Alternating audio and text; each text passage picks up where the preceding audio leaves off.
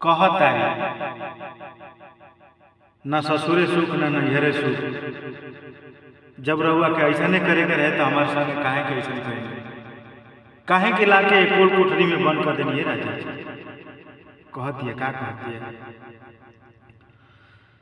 कि ससुरा से नीक नहीं हरवे के पानी,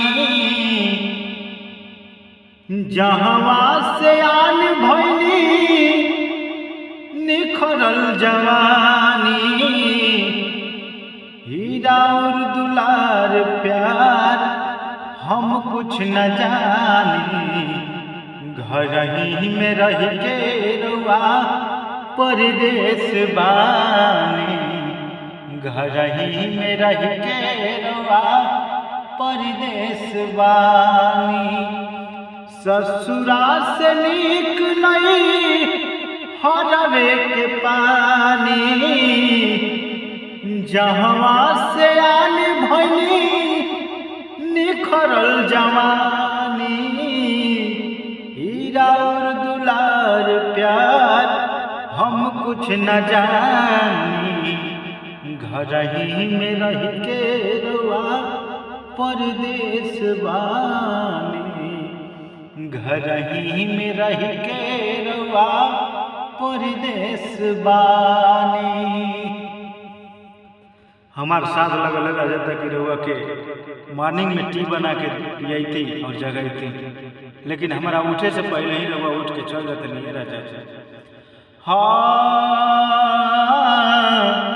भोर ही निकल जाने सैया रउरा घर से, आइले कुबेरा रोजे रात में सहर से।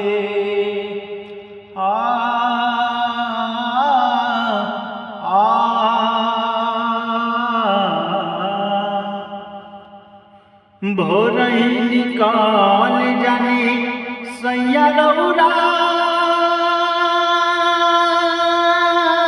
घर से, आइले कुबेरा रोजे रात में सहर से।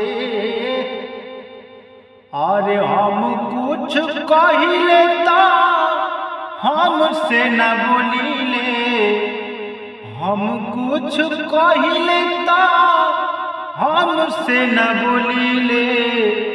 भौजी से साट के सलाह जाके कर ले।